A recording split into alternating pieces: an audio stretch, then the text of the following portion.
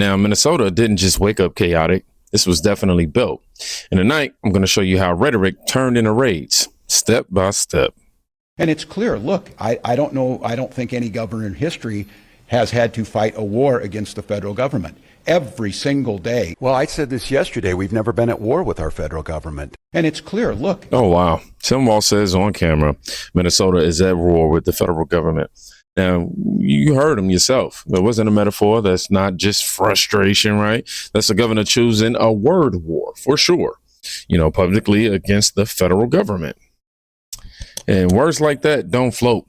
They land, and they land hard. So when you hear war, the real question is, what does it look like in real life? Exhibit A.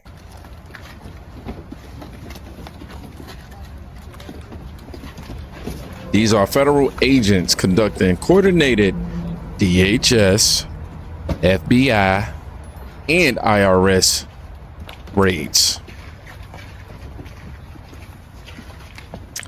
Yep, they're going door to door raiding fraudulent Somalis and everything in between. I'm telling y'all, this is what it looks like. Not yelling, not chaos, clipboards, boxes. Just calm. We ain't got a lot of Karens around, or social justice warriors, rather. This isn't panic. This is paperwork catching up. But when the federal government moves quietly, the streets usually get a bit loud. Being arrested, possibly. Take us in a moment like this, Paul. Right there. When so they're arresting somebody here. So when you talked about doing, so the protest control, the discretion that the officers use to decide to take him in. Yeah, I mean, look, they don't want to do it. You can see it very clearly that they are very willing to take a pretty good amount of grief before they have to hold somebody up. They're hyper aware of the fact that they're on camera. They know that this is a very, very big story. It looks to me like they're not getting a lot of support from the locals. But the bottom line is, at some point, you're going to have to do it. I just hope that the U.S. attorney up there goes all the way on these things, because if you start to do this, then maybe they'll stop. And I'm not saying stop protesting. We all know that's a First Amendment right. But just don't attack the police. It's a pretty bright line. Yep, this is federal agents arresting rioters in Minneapolis. Now, you see the split screen America never showed you. Order on one side, emotion on the other. This is where tension turns physical. Excuse me. Ooh, y'all know we're allergic to the BS. And once fear enters the picture, the debate, it shifts pretty fast. I saw the video on numerous occasions. And seeing what transpired from a lawful perspective, as it pertains to a law enforcement official, don't expect him to be prosecuted. He was completely justified. From a humanitarian perspective, however, why did you have to do that? If you could move out the way, that means you could have shot the tires. That means you could have got her a few feet away after you shot the tires. And if you were unsuccessful in doing that, you could have got her down the road. You didn't have to do that. She wasn't driving down the road coming at you 90 miles an hour. She was parked in the middle of the street. And rather than get out the car, she wrongfully tried to drive off and wrongfully disregarded law enforcement official, which is exactly what ICE is.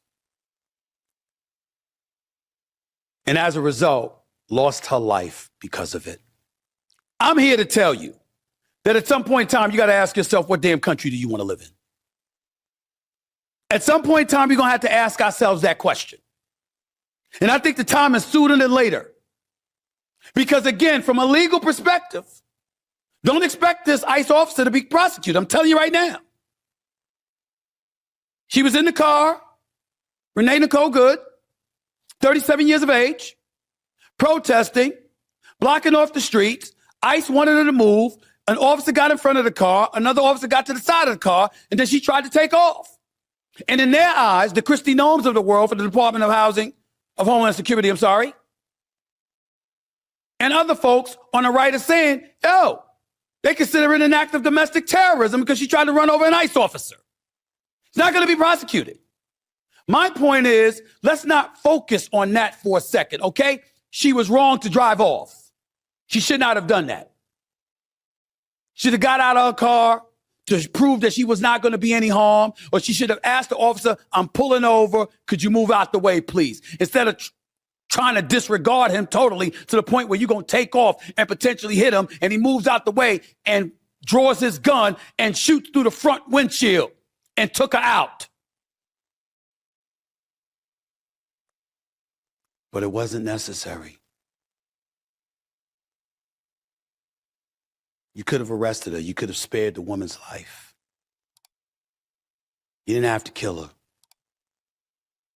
We've seen plenty of incidences throughout the United States of America, historically and frequently, and recently, where people who committed crimes or people whose behavior weren't indicative of law-abiding citizens who were simply obeying law enforcement officials, we've seen them walk away alive.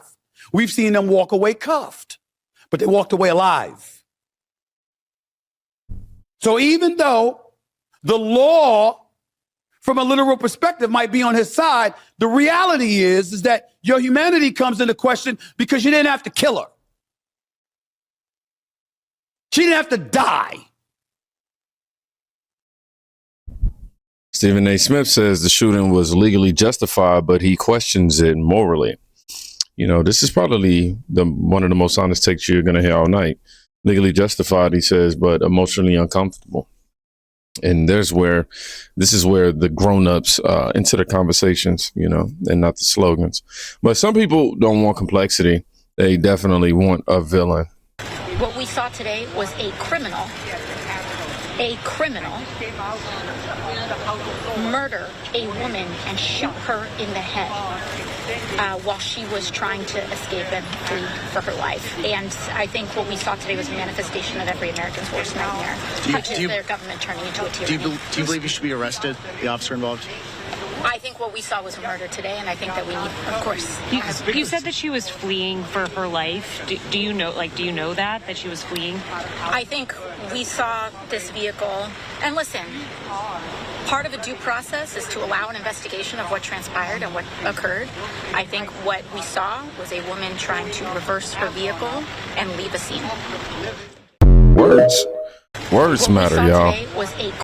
Words definitely matter, especially when you say them into a camera, right? Calling law enforcement murderers, that isn't activism. That's quite literally gasoline on a situation. And then something funny happens. Democratic Party is pro-law enforcement. They were pro-law enforcement on January 6th. They didn't issue those pardons. They call them the Gestapo, Sochi. They're pro-law They call them murderers. Now, and they call them Nazis. But why is it one rule for ICE? And why is it another rule for the Capitol Police or the Republican Party? Can you answer that question? I have the same rule for all law enforcement. I think we should respect all law enforcement. Has two rules. You all have select one day a year. One day a year you like the cops. Well, look, the other 364 days you call them the Gestapo. That's the Democratic position. That is not what the Democratic position is. I think Democratic Party is pro-law enforcement. They're oh, wow. So you have the CNN guest claiming Democrats are pro-law enforcement. Oh, really? One day a year. That's the line that hits them because it's true ultimately. But you can't call cops Nazis for 364 days out of the year and then, you know, be shocked when nobody believes you on day 365. So why Minnesota? Why this state?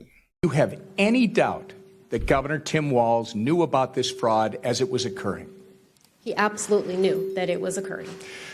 Thank you. The Housing Stability Services Program was estimated to cost about $2.6 million per year. But before it was shut down last October, it was on track to run about $122 million in 2025. In fact, I think they sucked $161 million out of it from the point it started in 2020 until it was finally shut down. Isn't that correct? That is correct. And Joe Thompson believes that 90% of that was fraud. Yeah.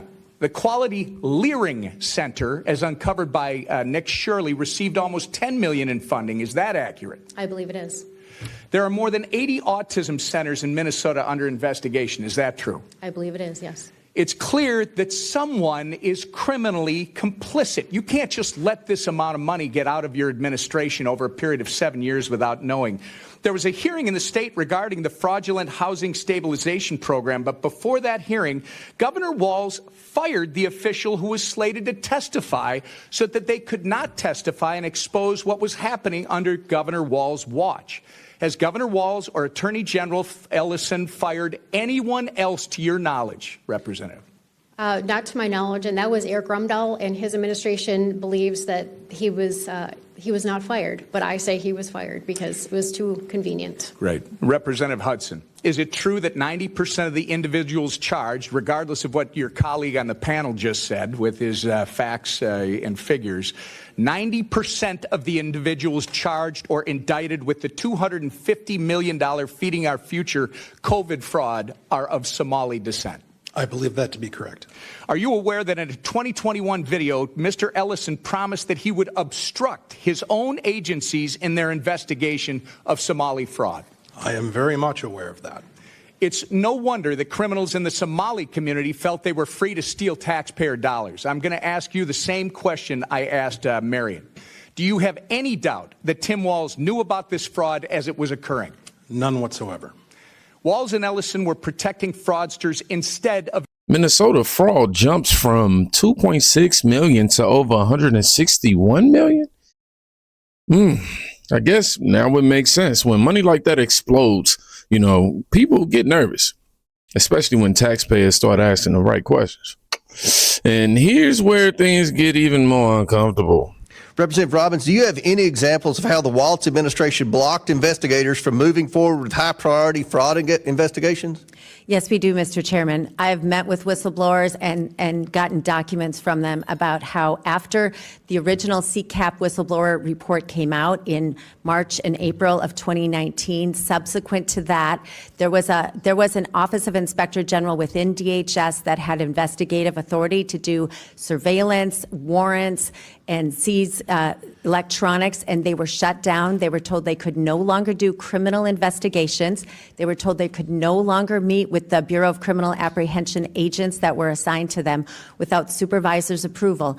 And instead, when they found one of the other members talked about how they changed the language. They went from calling it fraud to calling it overbilling. And they created an overbilling committee to all the investigative agents now couldn't do criminal investigations, and they had to flag issue overbilling, and then a committee would decide if any of that overbilling would be recouped. Committee appointed by Walz? No, appointed within DHS. Oh, appointed by the own bureaucracy. Yes, so they shut down criminal investigations. They created a committee to call it overbilling and decide if overbilling investigations would even try to recoup the money. This is evidence that Tim Walz... It sounds to me like Tim Walz was directly involved here. Let me know your thoughts on this. Please like and share the video and follow me if you're not already doing so. Should Tim Walz go to jail for this?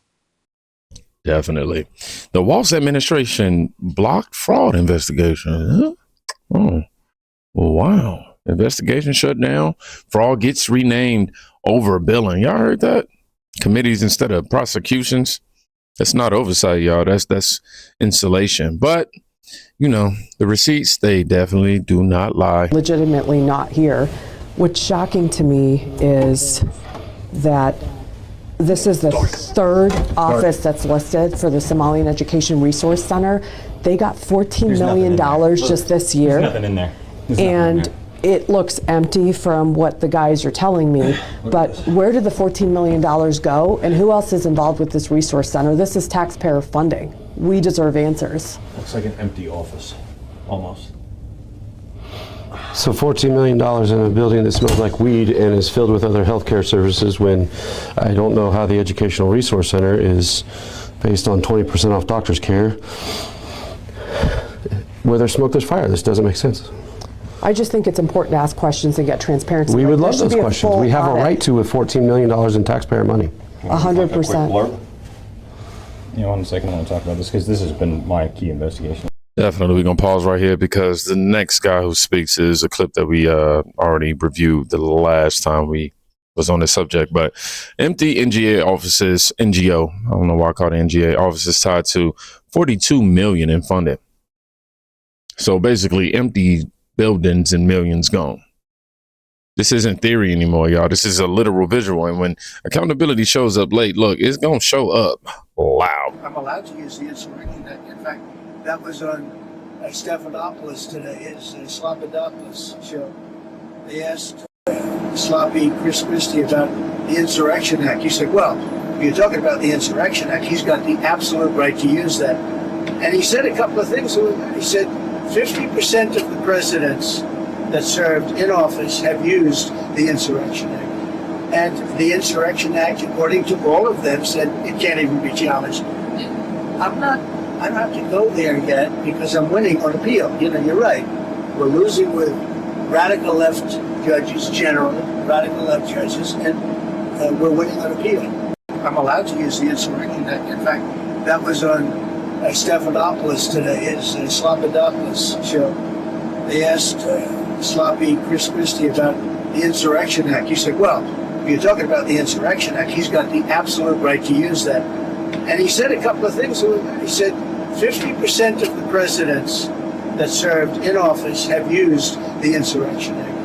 And the Insurrection Act, according to all of them, said it can't even be challenged. I don't have to go there yet because I'm winning on appeal. You know, you're right.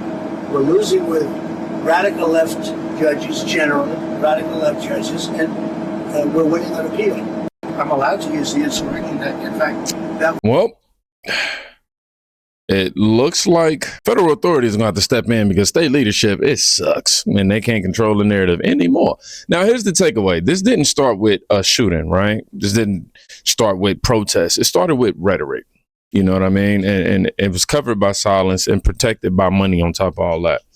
You know, so when leaders say war, or Tim Walz out here saying war, he shouldn't act surprised when backup actually decides to arrive. That's all I'm saying.